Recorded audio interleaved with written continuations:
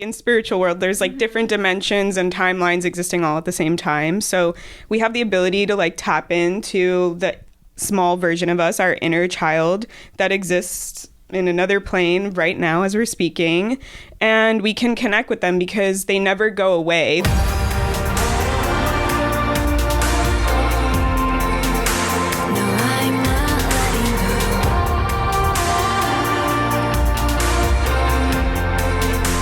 Hello and welcome to another episode of Goddess Hangs. Episode 43. Woo! 43. And we have a very special guest today, Amanda Sachartoff. Oh God, I'm going to mess up your last name. Did I say it right? Sachartoff. Sachartoff. Yes. Amanda is here. Amanda is the psychic witch, shadow priestess. We're so excited. And we're going to talk about, oh my gosh, witchy stuff. Inner child healing is one of your specialties. I'm excited to dive in, but first, I think we want to ask, how did your witchcraft journey go? And like the journey to starting your business? Oh, wow. Okay, so I'm fairly new, like you all. So I've only been doing this since like February 2020. Okay. I started going through my spiritual awakening a little bit before that, and then I found a spiritual podcast and they do retreats. So I went on a retreat, and one of the hosts is a psychic medium, and she was like, you could be a psychic medium. And I was like, what? My whole life I've been like obsessed with, like, I watched Charmed, I love vampires, Buffy the Vampire Slayer, like all of it. And so, yeah, from then I was like, okay, I'm going to learn. So I just started getting mentors. And I think through that, I just started picking up like witchy stuff. Because I feel like a lot of it's like intermingled now, like spiritual stuff and witchy stuff. But yeah, and then the more I followed my intuition, that's the key, the more it just started unfolding. Yeah. I love that. Very similar to our journey. So like Juliet and I, we didn't have any inkling that like we could be psychic. Was that sort of the same for you? Yeah, I had, as a kid, I actually had some pretty powerful like premonition stuff. Okay. But because like the environment I grew up in, I just like totally like turned off my intuition. So definitely like probably like after age 10, I wasn't super like connected to my intuition, and then it just popped up again. Would you be willing to share like one of the childhood premonitions you had? Yeah, so this one's like, I have like two like really spooky experiences. The first one is a premonition. So my parents divorced when I was young. So I would spend the summer with my dad. He lives in Vegas. And I had this like really crazy dream that like there was an earthquake and like the earth was like splitting open, and all these kids were like playing in our backyard from the neighborhood, and my mom was like, get your brother and get your other sibling. And at the time I just had my brother. Right. So I didn't know who the other sibling was, and I was like looking, and I saved my brother, and I came back and I was like, I couldn't like save the other sibling. And for some reason, when I called my mom to like check in with her, like my intuition was like, tell her. So I was like, Mom, I want to tell you, And so I told her, and she was like really quiet, and she was like, wait, when did you have this? Like, she wanted to know like the exact time I had the dream, because she was like, I was pregnant and I miscarried like the other day. And so like it was wild. Like I was in a different state from her. I guess like the connection, Wow. And she hadn't said anything, because you don't say anything until after a certain amount of time. So that was like my premonition story. Yes. Wow, that's powerful. Yeah, and then like of course as a kid I'm like whatever, like I don't even know the significance of it. I'm just like, that's cool, and then I move on. We've talked about a few times like the more we learn about spirituality and the spirit world, the more I'm like, maybe as a kid I did experience stuff. I just was like scared and didn't understand at the time, but because I'm like, no, I had a normal childhood, never knew. And I'm like, wait a minute, maybe I did. Yeah, definitely. Yeah, my other one is I met like my guardian angel when I was a little kid, which is like wild. And my mom believes in intuition, but more in the terms of like women's intuition. So like when I was older, I asked her about it, and she's like, oh yeah, totally, that was your guardian angel. I'm like, why haven't we talked about this before? Like, but yeah, that's we were in a department store shopping, and like all the kids, like I was the kid that would go under every single clothing rack in the inside. Yep, like I'm in the clothes. I was thinking the other day, I was like, I miss those days. That was fun. Yeah, you just get lost in there. Those circle racks that you could just live in. Yes. My mom one time was panicked because she could not find me. I was that was the fun of the game. Yeah. Right. That this is how it ties in. So I was in there and my mom was like really annoyed. She's like, you need to stop going in there. Like, I'm not gonna like let you know when I'm moving on to the next one. You need to pay attention. Like, you're gonna get lost. And so she just like straight up left me. Just like to teach me a lesson. She was like, I'm not gonna say anything. So I came out of the rack and I'm like, where's my mom? And I'm like freaking out. I'm like, I feel like I was probably like 5 or something. Yeah. And so I'm just like walking in the hallway, like out in the mall area, out of the department store. And I don't know, it's like, now that I look back on it, I was probably like really tapping into my intuition, because like I don't know how I got to this place, but I was like, okay, I need to look and like find somebody that I feel like I could trust enough to like ask me to find my mom. Like, I'm not just gonna ask any person. So I was like looking at all these people and I low-key feel like I was like reading their auras. Yeah. Because I was like, no, not them, no, not them. And it also felt like no one was noticing that I was a small child walking by. They were just like on their way. And then I saw this lady and she was like glowing white and I was like, you, like, so I ran up to her and she like immediately noticed me and she's like, are you lost? And I was like, yes, how did you know? I'm lost. So she's like, okay, let's find your mom. And she's like, what does your mom look like? And then I'm like explaining to her, like, probably like she has glass, you know, like whatever. Yeah. And then my mom's like right there and I'm like, Mom. And I run up to her and she's like, oh my God. She's like hugging me and she's like, you know, she's like, thank you to the lady. And then she's like, don't ever do that again. You scared me. And then we like got up and the lady was like gone. Like and it's like a long hallway in the mall. Like I was like, wait a minute, where did this person go? So yeah, an angel. Yeah, it was wild. Wow. Yeah, My mom has always told me like to look for the guardian angels, and you see them a lot when like your car breaks down and somebody shows up, they push your car, and before you can even thank them, they're gone. Like there's just, that's so, I love guardian angel stories. Yeah, and as for a long time as a kid, I was like, that's weird. And then, like I said, I brought it up to her when I'm older, and she's like, oh yeah, that was definitely your guardian angel. I'm like, wait a minute. Like, this whole time I'm thinking, that was a really nice lady, you know? Like, so, yeah. Those are, like, my big, like, spooky stories. Wow. Yeah. Can I tell you, your dream reminded me of a dream that I had that I didn't realize was a premonition until right now. Ooh, tell us. When I was 10, I was an only child. My mom got pregnant. My sister's alive in 19. Just to cut ahead to that. But everyone was convinced she was going to be a boy. They might have been told she was going to be a boy. I don't know. But I dreamt one night that I went into the womb. Wow. I swam in, and in was a girl, and she had darker hair than me, very curly, like hazel eyes, and she was like, oh, hi. And then I was like, no, Mom, it's a girl, and this is what she's gonna look like. And that's exactly, like, that is who she looks like today. I got to meet her in my dream. That's awesome. God. Yeah. You are spooky babe. Yeah, spooky kid, I guess. I don't remember if I had any. I had one dream when I was little, but it's really sad. I just had a dream that my mom died and then she did later, so that's my sad dream. But I remember when my mom got sick, I was like, I went through this already, and then I had this flashback to a dream that happened in my dream when I was really little, because I remember that the next day I was like attached to my mom's hip, and she was like, leave me alone. Like, I was annoying her. She's like, what's going on? I was like, never leave me. That's my one dream I had like that. Sorry to bring it down, everybody. That's okay.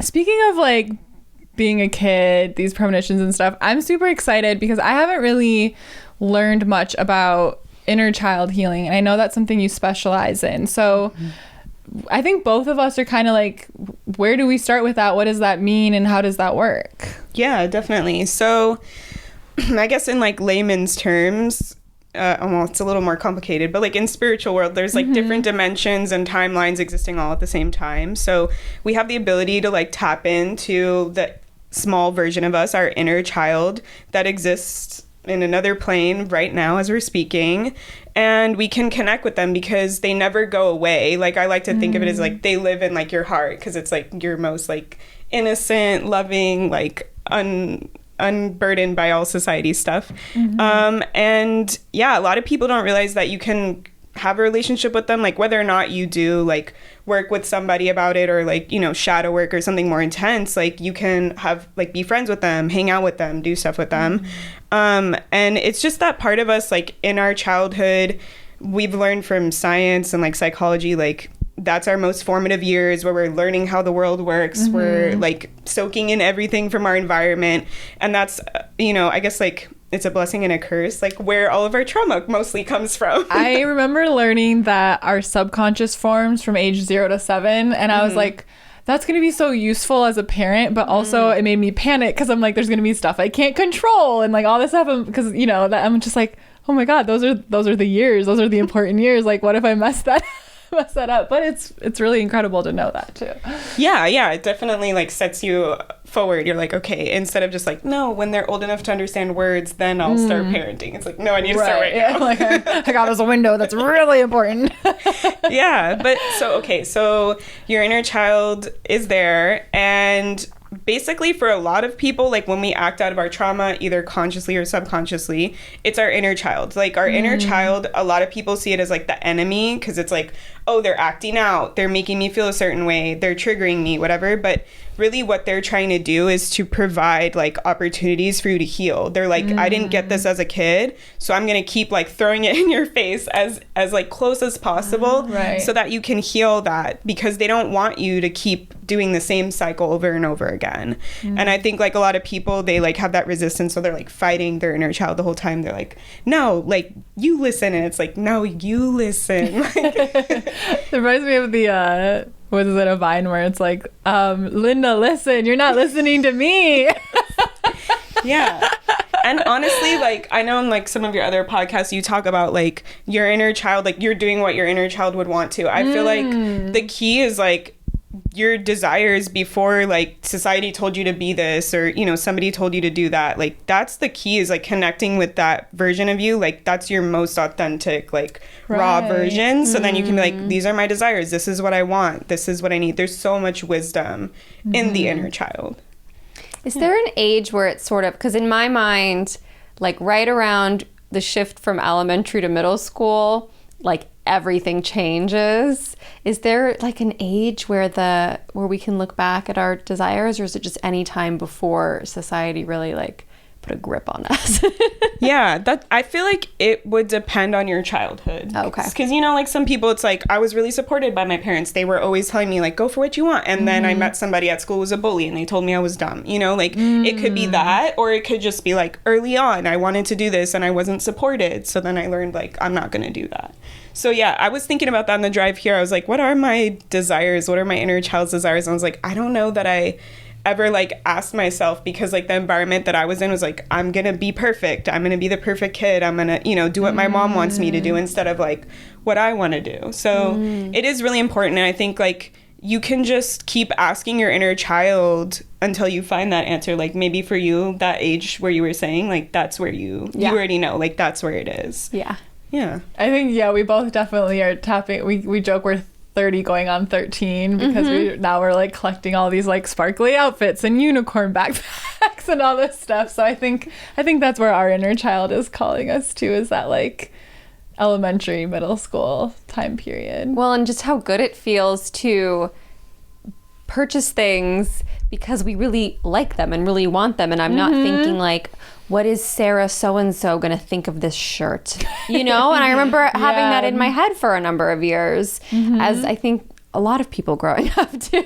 for sure. Yeah. And like it just to like, it's like gifting the inner child, like, here, you would have loved this.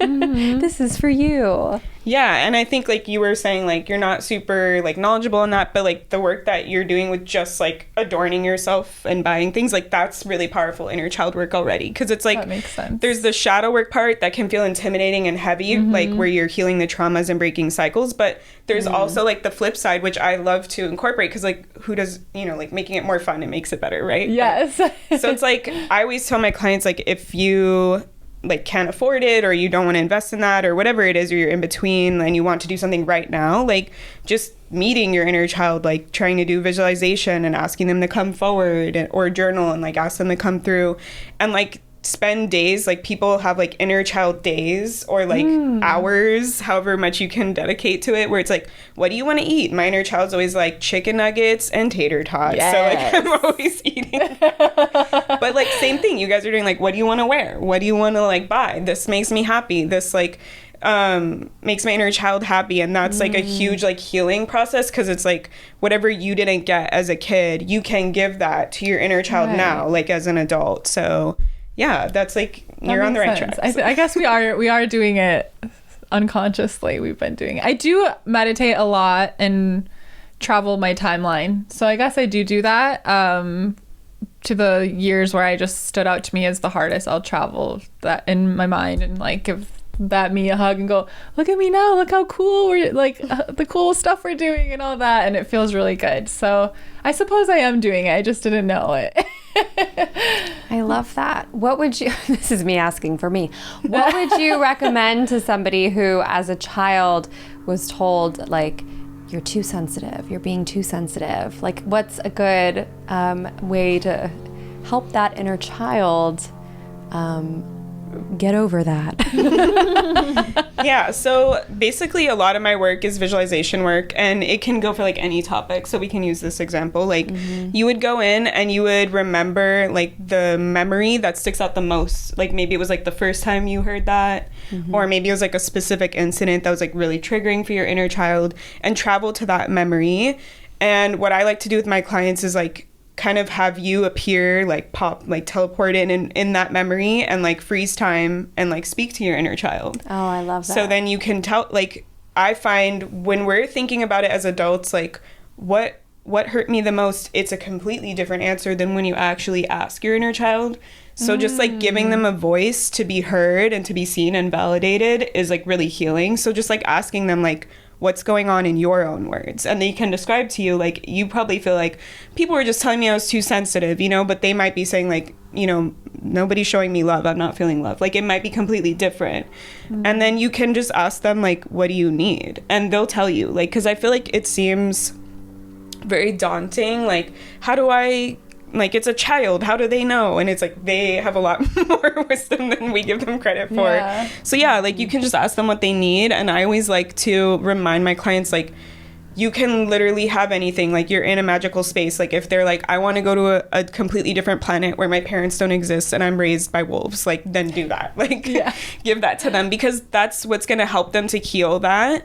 Beyond that, like that's going to be a huge like piece, doing that, like hearing their answer and giving that to them. Just like when you ask them what they need, like what do you need to feel safe and supported, I always try and bring in, like with my clients, like I guess I see it as like the overarching like psychic knowledge of like explaining to them, like maybe they don't understand, like a lot of them, a lot of clients, like their inner children don't understand, like why are they being mean to me, why are they telling me this? So it's like giving them that perspective, because like I said, the inner child is very wise. So it's like when they understand, like, oh, they just didn't, like my parent maybe is acting out of their trauma, or they're just doing whatever they knew best, then they're immediately like, oh, I feel bad, you know, like I'm sorry for them, like, and they're not angry anymore.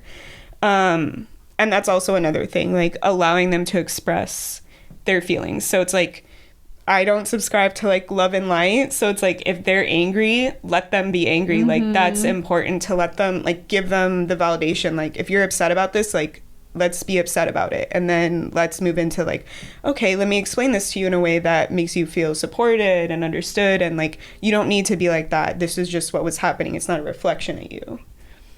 Wow. This work is... I'm like, sign me up for a session. I know. Oh You've got 2 new clients, Amanda, and probably many more.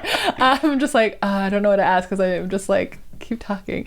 Okay, so I'm curious then, like if, let's say like I want to do a one-on-one session with you. So what does that look like? It sounds like we do like a sort of meditation journey together. Like what does that look like? I'm super curious. Yeah, so I do it over Zoom. And basically I infuse like my psychic stuff with my energy healing. So I'll create like a space, like a safe space. And it's mostly visualization heavy. So we'll tap in and like connect with your body, because that's something I'm really like into with energy healing. It's like not just mentally understanding, but changing the energy and shifting it in your body. Because if we're not fully, I guess like the drawback of just understanding it mentally, like that's why journaling I feel like can only get you so far. Right. Is like you understand it, but you're not changing the energy in your body, you're not releasing the trauma, you're not cultivating the safety in your body, you're not teaching your body it's okay.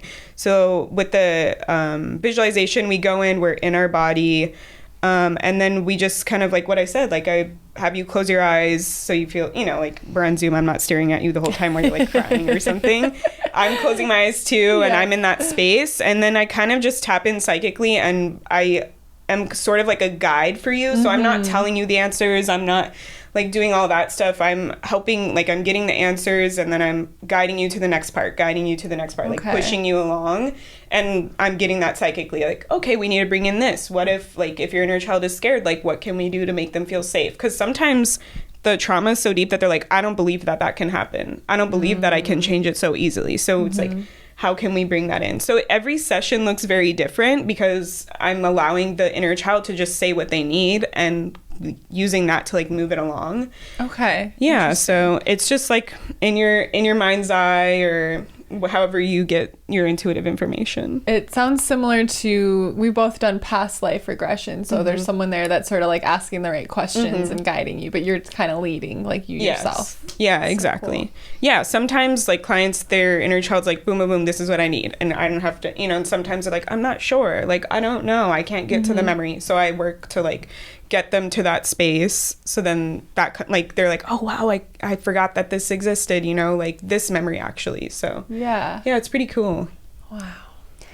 How do you think doing inner child work now is going to help current parents or people who would like to be parents someday? Like, is this should this just be like required reading for people who, yeah.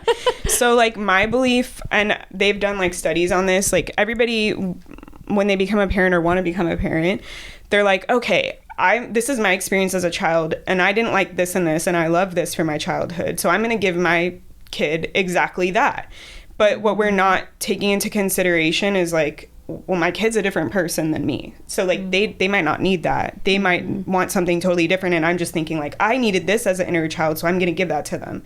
So the more we can, like, the best way to be a parent is to heal ourselves. So it's like, instead of our inner child saying like, I needed this and this and this, so I'm going to give it to somebody else so I can see it happen, we give that to our inner child. So then when we have our own child, we're not focused on like, I didn't get this, I need this, I'm triggered by this. Instead, we're like, I'm at peace, you know, like, and I can focus on like, what do they need? Like, what does my child need most? What kind of environment are they asking and telling me in so many other ways? What you're saying reminds me of, I used to be a preschool teacher, and there was one student that I had who was so painfully shy. He was just a very shy little kid, and he hated attention on him. When you kind of left him alone, he would be having a great time, but the second he was in the spotlight, he hated it. Anyways, his parents wanted to host a birthday party at the school for him.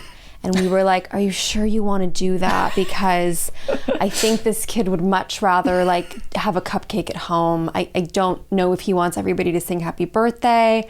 And it was so important to the parents to like make this happen for their child, but really for them. Yeah. And the poor kid just totally freaked out, and he hated it. And so it just totally goes in line with what you're saying of your kid is not you, and your inner child. Like if you feel like your inner child missed out on being celebrated, like that work, you can do that for you and consider who your kid is.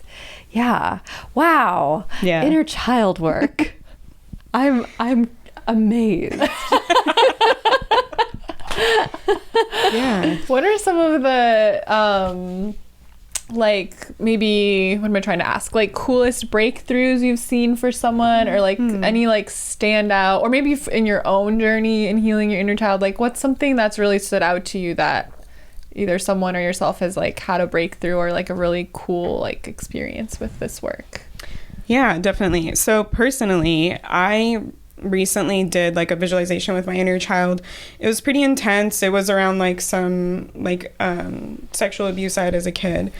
And like I wasn't really aware of this, but like my inner child was like very adamant about like, I don't want this to happen to anybody. Like that's like very much my personality. That's why I offer healing for other people. I'm like, this happened to me and I don't want anyone to go through this.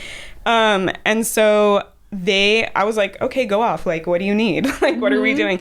They came out like on stage at a like packed concert looking like a skeleton with like high heels on and like a Grim Reaper like robe. And they were like, I'm going to sing. And when I sing, my voice is going to like literally like eradicate all like sexual abusers from the world. And I was like, this makes a lot of sense for me. Like, wow.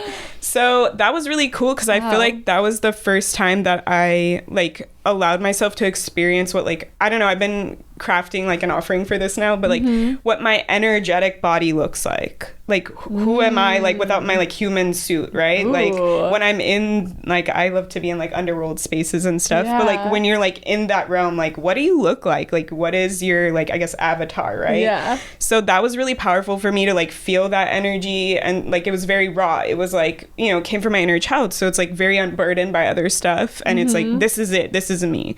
So I thought that was really cool. After the birds, I was like, I want to get like a skeleton tattooed on my hand, like I support that. Yeah.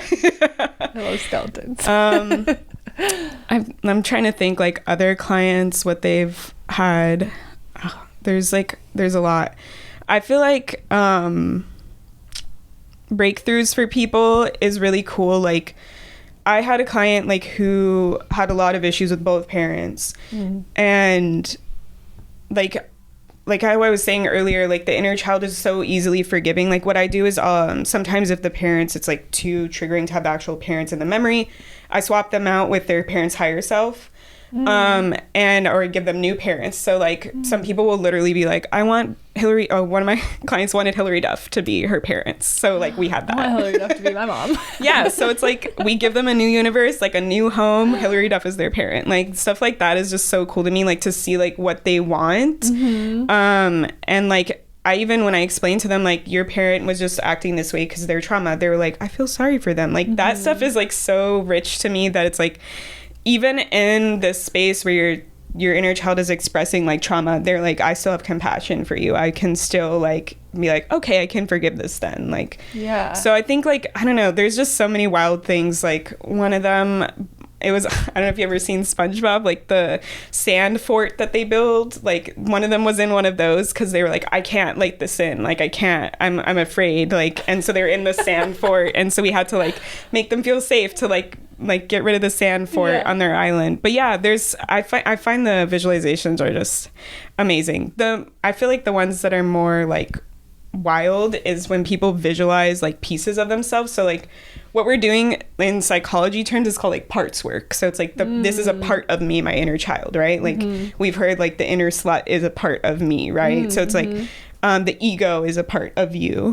When people visualize their ego, that's my favorite thing. Like I had a client visualize their ego and it was like this sassy lady, like diva energy, like she like threw stuff off the table, like it was amazing. So I love seeing that because those visualizations are wild. Like when I tell people like visualize your confidence, what does it look like? They have like these cool like fairy energy things or like animated characters and stuff. Those are my favorite. One of Julia, it's not your ego, it's one of your guides, but she has a really funny one. Oh, you mean when I did the meditation with Tiffany? No, just one of your guides that talks to you, your sassy Jewish grandmother guide that is like comes through and is just very. Well, I remember her coming through. So we did the past life regression. Oh yeah, it was before the and you know your ego shuts off and your is it your higher self your your soul comes through. Yeah. And I definitely present as quite, you know, like bubbly and sparkly and sweet. Unless you know me in business and then I'm a little more like cut and dry. But it was pretty funny because out comes this like very like older Jewish, like I had a question of like, what do you think about Victor, my boyfriend? And the answer was like, oh, he's fabulous. what like he's great. Everything's fine. Like why are you bothering asking me about that? Ask something better. Why am I psychic? Because you wanted to be. Like it was these very funny. So yeah, it's interesting how many parts of us. Can you go deeper into that? Like what you mentioned? Yeah, I wanted to hear. Yeah. So I mean, like everybody has like how I was saying, like you have your ego, your inner child, like your sexual being, like your intersexual being, like there's main parts that like everybody has. And then you can have stuff that's like more specific to you, based off of like your experience. So I love to work, like I think about a lot of the time the positive ones in like the chakra system, where it's like your inner confidence is like your solar plexus, like that's where they live and stuff. So parts work is really powerful because we're not always our whole self, right? Like, I don't know if you've heard of like code switching or not. That's like very popular and like, not popular, but it's necessary, unfortunately, for like BIPOC people. It's like code switching. Like I'm in a white environment, I'm in a people of color environment. The way I present myself, the way I talk is different. And so it's like everybody's kind of like that. It's like if I'm at work, I'm going to be a different version of myself versus like if I'm at home, you know? And so the goal is to integrate and make friends with all of your parts so that you can find acceptance. Because it's like even people with like mixed lineage, like my partner is Native American, but also like Spain because of colonization. So it's like if I'm not learning to integrate those parts of me that I might be really pissed off at, or you know, like I might have a hard time with, I'm not being authentic because I'm not accepting all of who I am. So that's kind of like what I love to help people do. That's why inner child is like a big one, but it's like I do all of anything that comes up, right? Yeah. So yeah, like I love to give people tools by having them visualize like the positive aspects of themselves. So that when they're feeling like, okay, I can't do this is overwhelming, I'm not good enough, whatever it is, that they can like recall that and know like I have that peace inside of me, even though they always did. Maybe they weren't connected to it. And then for the parts that it's like, you know, the inner child or the ego, like I'm holding myself back, I'm in fear, like working with them and creating the relationship is a lot more powerful than just being like, go away. Because I feel like, especially with the new age spirituality, it's like, I release it, I get rid of it. And I think that sometimes if we're releasing those pieces of us, they're going to resist and fight back. It's like, you can't just get rid of your ego. Like it's always going to be there. And if you tell it to go away, it's going to be pissed. Like, so that it's going to fight back. But yeah, so it's really about either like integrating, creating a relationship, or I really love like giving them a new job, because really all the pieces of us have a job, right? Like our ego its job is to keep us safe. That's why it like runs on fear. So if you're like, okay, I don't want this program or this belief anymore, like I want to get rid of it, your ego's gonna like sink its claws in and be like, no, my job is at risk, like how dare you, like I you can't lay me off. Yeah, exactly. You're like, what will I do if I'm not like here? You can't like, furlough me. Yes, exactly. You don't have firing power. Yeah. So then you just like be like, okay, well, can you do this instead? Like, are you cool with like this job that's like more productive for me? And they can be like, oh yeah, cool. Like, or you change the way that they interact. Like instead of you being like the head of my council, like you're in a different room and like in the office and you can call if you need it, instead of like just being there in the forefront. So yeah, it's super fun. Yeah. I know you're an Arrested Development fan too, and it makes me think of when the mom's like, oh, give him a little job to do, like because they're always trying to keep Joe busy, and she's like, oh, just give him a little job to do, keep him happy. Yeah, honestly, it really is like that. Yeah, make him feel included.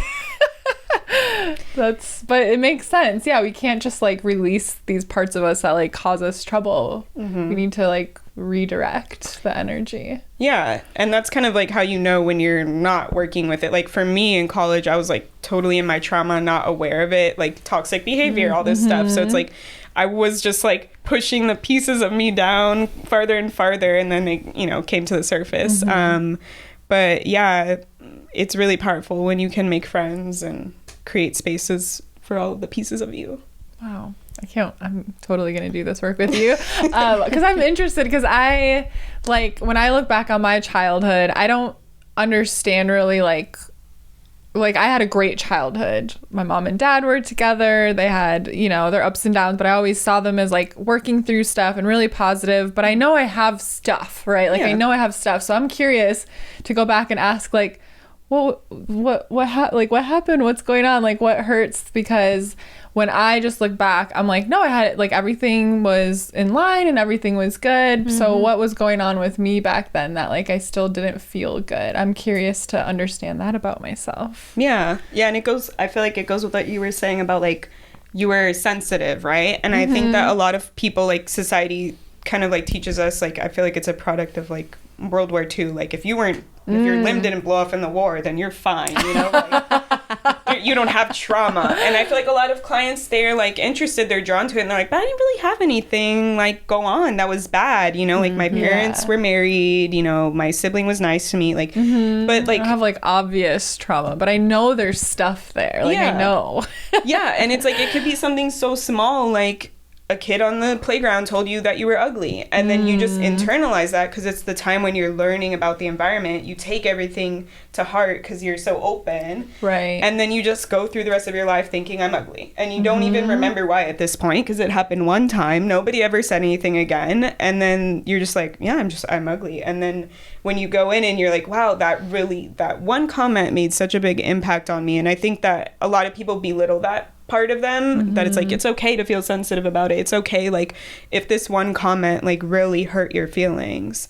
Because we're taught, like you said, like, everything was fine, like, everything was normal, like, people had it worse than me, like, why am I upset about this? Right. And so it's really nice to, like, just give your inner child that space to, like, speak up and say, like, no, this hurt my feelings. Yeah, I think that's important because... yeah, like, there's so many different levels of things we've all gone through, and sometimes we tend to go, like, even, I don't know, going to a friend that's been through something big, and you're like, well, I don't want to burden you with my problems because you've had it so much worse or something. And it's like, all of our stuff is super relevant because it's ours, and it's okay if, like, your stuff is not as, you know, intense or big as someone else's. Like, you're still so worthy of working through that and healing. Yeah. And for a lot of people, their childhood taught them, like, my feelings aren't important. I have to take care of, like, my parents. I have to take care of my siblings. So then you get that, like, caretaker, like, my stuff can be last in line, and then other people's needs to be dealt with first. Yeah.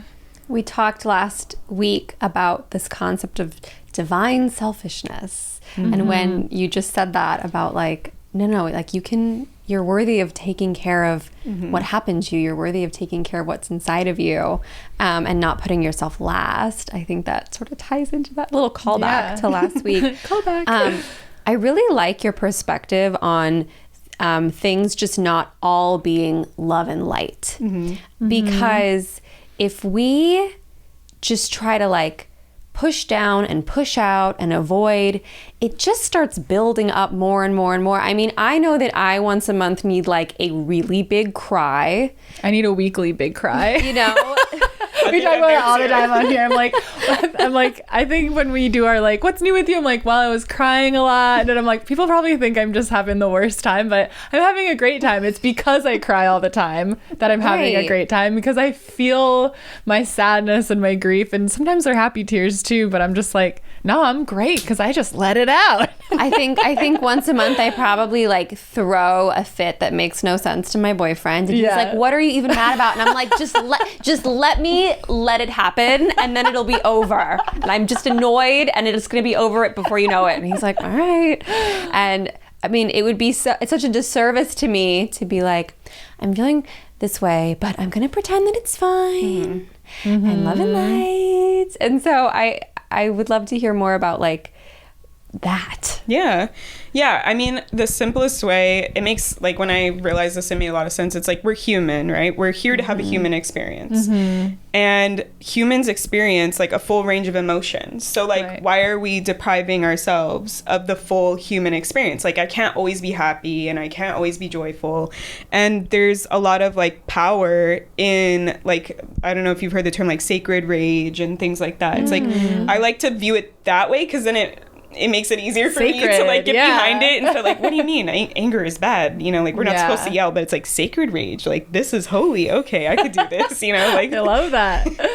So, yeah, I think, and I talked about it already, like, letting your inner child experience that, because we're taught, like, why are you crying? Like, get up. You just scraped your knee. It's like, I'm trying to express how I'm feeling, you know? And I'm taught, like, don't, like, cover it up.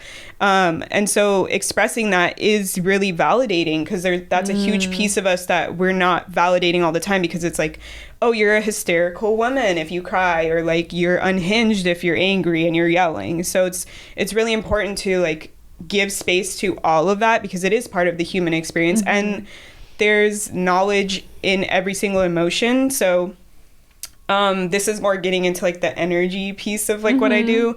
But I view emotions kind of like the metaphor I use is like a subway or a train track. Like they're the train coming into the station. Your body is the station, and they have a message. They have something to share.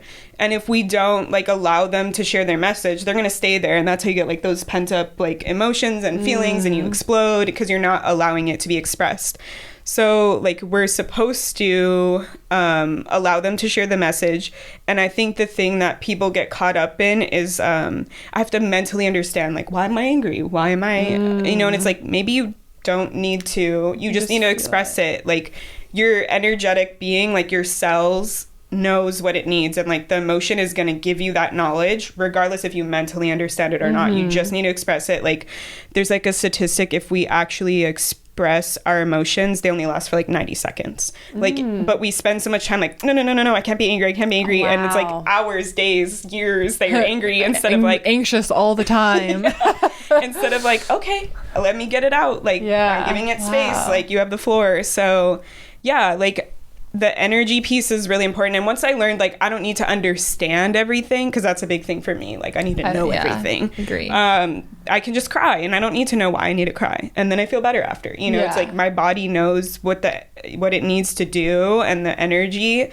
And that's why I love like connecting with the body when we do the inner child healing, like visualizing pieces of your body, like being present in our body, which like I'm not good at. So that's why I'm like really into like learning about it and like teaching it. Yeah. You get like that more like upgraded space. Like I'll even have people, when we do the visualization with their inner child, like, okay, this anger, where is it in your body? Like you can actually like ask your body, like, where am I holding it? And you'll see like in your mind's eye or feel it, like feel the space. And then you can be like, okay, cool. Like it's there. Can it like come out? You know, can I work to get this out? So yeah, it's the full range of emotions is really important. When you were talking about the kid who scrapes their knee, and the knee-jerk knee. My dad was always like, walk it off. Right. Like, love you, Dad. Shake it off. You're a good dad, like, or we're very quick to say like, you're okay, it's okay, you're okay. And it's because the person is like letting out their feeling, like, that hurt, I'm scared, I'm a little embarrassed, I have to cry for 3 minutes. It's the people around, it's the adults around who are uncomfortable holding space for or witnessing that emotion. So they're the ones trying to shut it down. Whereas, like you said, if you just let the kid, oh, I see that you fell. Oh, that must have hurt. Yeah. Okay, do you want to sit down until you feel better? Okay. Yeah. As opposed to like, no, you're fine. Everything's fine. Yeah. I can't handle this, so it's fine. Like, so I think a lot of us grew up being told it was fine. And we're now, I'm noticing, I've always been super into child development, and now there's a little bit more of a movement of like, no, if your kid is upset, like just like let them have their moment. Yeah. And like 2 things that came up for me for that is like, often for kids, because we're learning about this, like we don't have a frame of reference. Like, what do I do when I fall? Like, what is the appropriate reaction? So sometimes our emotions can feel like, as kids, very big for us. So we don't know, like, how do I handle this? Like, what is going on? So it's like, instead of like you said, like, it's fine, giving them tools or framework or like options to choose what's best for them. Like, what are you feeling right now? Like, you know, if they don't have a word, they can just, you know, like, so you're feeling overwhelmed. That's okay. How about we take a deep breath? You know, like giving them, instead of like how you're saying, like, it's fine. And also, children are way more intuitive than like we may know, and so like even though you're like, it's fine, your words are saying it's fine, they sense your energy is like, ugh, like I can't deal with this, I'm so triggered right now. And so then that's what gives the confusion, where it's like the words were it's fine, so I'm learning it's okay to be like anxious and freaked out and like pretend that there's nothing going on. Yeah. And to this day, like if I get hurt, especially near my head, I had a piece of candy thrown at me at a football game, not on purpose, nobody was trying to hit me in the head, but I just got smacked by this piece of candy and I just started sobbing. And to this day, like, there's things that happen to our bodies and we just have, it's like we have to release, we have to cry, we have to let our emotions come out. So I just felt like sharing my candy story. Yeah, no, I've seen my something. dad had to drive me home. I was in my late 20s. I said, I don't want to be here anymore. Yeah, like it's even really small stuff like that. Like I saw on TikTok, like this person was like, I freak out when I see bugs because like one time when there was a bug, I used to like, they were like, as a kid, I was really into bugs, and then my mom saw it and freaked out. So now I learned like I'm freaked out around bugs. So it's like we never know like how deep these pieces can go, that like in that moment you're just like, I can't like be a regular functioning human right now. Like I'm so triggered that I just need to like remove myself from the situation. Like, yeah, it's because we're not like processing the stuff that happened. So I'm curious if you have like a tool or maybe like a witchy ritual that would help our listeners and Juliet and I at the beginning of their journey of like, okay, like this all sounds amazing. I want to work on expressing my emotions better. Like, but I'm so used to keeping them inside and keeping them pent up. Like, what's a way or a tool that we can start allowing ourselves that space to let it out? Yeah, that's a really good question. So there's a few things. So one would be like giving yourself the space to like feel them.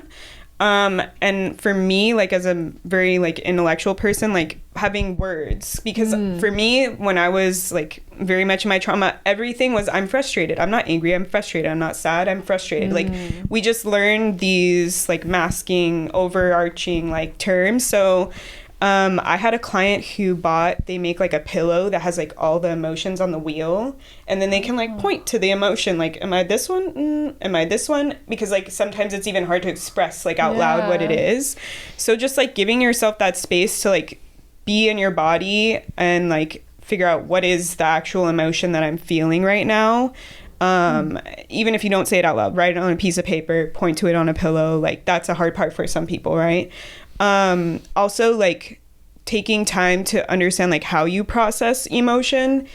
For me, if my boyfriend wants to like process an argument like right in the moment, I'm like, I'm gonna yell at you because like I'm so heated, like I have a lot of fire energy, right? So it's like, oh, we both have Aries moons, right? Yeah. Yeah, exactly. It's like, I'll fight you right now.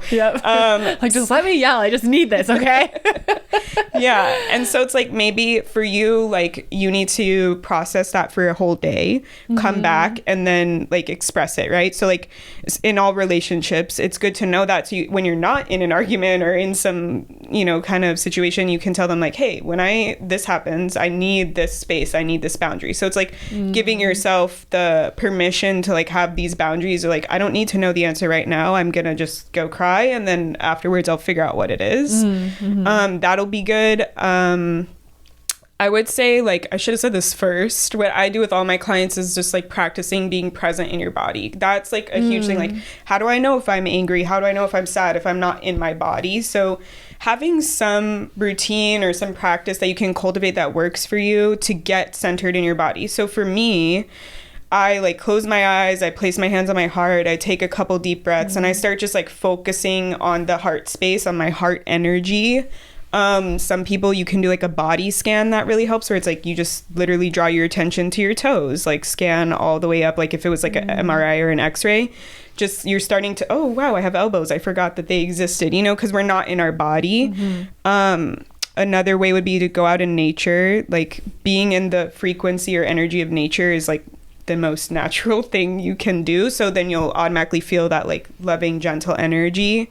That one's my favorite if it's like too much, I'm too overwhelmed, I can't even focus on doing a body scan right now, I'm just gonna go touch a tree and like put my feet in the grass. I'll be like working all day, I'm like, it's been 7 hours since I stood up, I just go stand in my front yard and like look around. My neighbors probably think I'm so weird because I'm just like standing there doing nothing. No, it like they said like there's like study, like if you witness nature, it like helps your mood. It even it helps with like writer's block and stuff. So yeah, but yeah, finding some kind of thing to get into your body. So like for me, like I mentioned those ones, yoga really helped me. Like working out helps me. I have ADHD, so like doing some kind of workout, so I'm like tired, then I can like be in my body more. I'm not like having all this sporadic energy.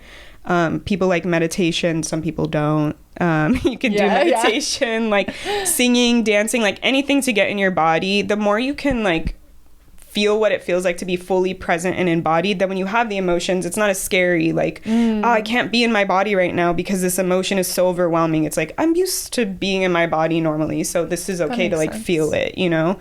So yeah, I would say like doing one of those practices would be good to help to start like pinpointing it, and try them. I would say try them all, like try different ones, research, go with your intuition, even if it sounds like weird or silly, and see which one works best for you. Like that's my biggest thing. I love like empowering people. Like don't just do like the thing that I said. Like if I'm like saying it and you're like no, not for me, then don't do it. That's okay. But like finding something that works for you is gonna be good. Boo decided to cozy up on Juliet's lap. Shout out to Boo. I was thinking it'd be cute to make a little, what's it called? Like a montage of all the time she comes over and sits down. To sit in Juliet's lap. Hi, Boo. Welcome to the podcast. Welcome, Boo. Cleaning your little beans. Oh my gosh, this has been such an incredible conversation about inner child healing. I want to shift because we are in October. We have all witches booked for October. We're so excited. And so what are some of your like favorite witchy rituals? And they can be related to the work you do, or just like I don't know, how do you like bring magic into your everyday? What have you found to be like your favorite, like your favorite witchy things that you've brought into your life since you've started that journey? Yeah, so definitely similar to you, both like honoring my inner child is a good way. So like dressing in like Halloween things, right? Like finding some kind of like clothing or expression that makes you feel joyful and like makes your inner child feel joyful, regardless of how ridiculous. Like I'll wear like 3 prints at once because I can, like so that definitely helps me because it like raises your mood, your vibration. You're like, you feel like more self-confidence, like you're putting yourself first. So like that is totally witchy. Like it's part of glamour magic. Let's see, I really love drinking like coffee and tea and stuff, so I will like do like mini spells and stir it into my coffee. So like if you stir your stuff clockwise and you just like think about, or sometimes I like to like whisper it into I do the same thing, and say what you want, like even just like your intentions for the day. If you're not sure, like you don't have like a specific spell, you're not like manifesting or doing something, like I just want to have a really good day today, like I don't want to be sad or whatever it is. And then like sometimes I'll intentionally put like cinnamon or clove, you know, like other witchy herbs and things that are for specific purpose. Let's see, other witchy things I like to do. I mean, I'm really into Halloween. I've always been into Halloween. Same here. So I love horror stuff, so I'll go like do actual like activities, which is also part of honoring my inner child. It's like I get to go and like go to like Halloween horror nights, or like go to a pumpkin patch and like carve a pumpkin. So it's like doing things that, like, if you're not into getting scared, like maybe watching like Hocus Pocus or something, right? Like that stuff is always good for me, like getting in the mood. You also have a line of witchy goods that you sell, right? Yes, Tell us a little bit about that. Yeah, so that's also part of like my inner child's. Like, I actually learned it was tied to a past life, which I'll talk about. Yes, we love past lives. You see our faces light up. Past lives. So I live in North Hollywood, and there's like so many like landscaping, like herbs and things around, so I've just always been naturally drawn to that. Like even as a kid, like my grandma would take me out and I would crunch leaves on my walk, like that was like my favorite thing. So I started like hand foraging stuff and making them into like smoke cleansing wands. And then I was like, you know what, I can make this into like a business. So yeah, now I like hand forage all the stuff. I like commune with the plant, get its permission, and then I cut it, and then I make it into, so I make like mists, oils, bath soaks, and cleansing wands, and they're all like just natively grown. I mean, they're not native, they're from like, you know, people planted them and stuff. But so I do that, and it's been really fun. Like the most recent one is actually Halloween like themed collection, so it's like classic monsters, and I do put like crystals in them too, and I put spells over them when I make them. So Yeah, they're really fun to make. Like that's actually a big part of like I just as a kid was always into like playing with bugs and like picking up plants and stuff. So I just started following that intuition. And I learned that in a past life, I guess I was like a hunter-gatherer person. So I had to like survive off like, is this herb safe to eat? So I think that's kind of like where I'm drawn to like working with nature comes from. But I've always been into like working with nature. Hence the fact that I mentioned that I like talk to trees and things like that. Has a plant ever told you no? Yeah. So there's some plants. So I like all my stuff that I make is like, I keep other cultures in mind. So like I don't make like smudge sticks and I don't use like white sage or like Palo Santo.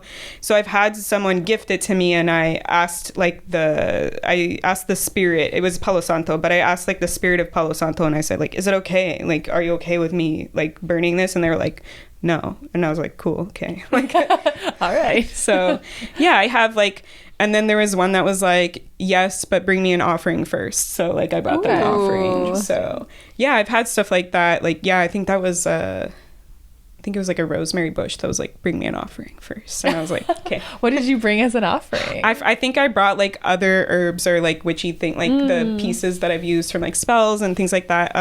And one time I brought like crystals and I put it like at the base of the plant. That's cool. Yeah. So yeah, and I think once you create that like conversation with them, then they're like, okay, yeah, it's cool. You know, and I state my intention, like they know I'm not just like gonna cut all of it and then like make it go to waste. So I'm like, yeah, I'm like educating people and like helping them. They're like, okay, cool. Like I'm cool with this. Do your thing. Yeah.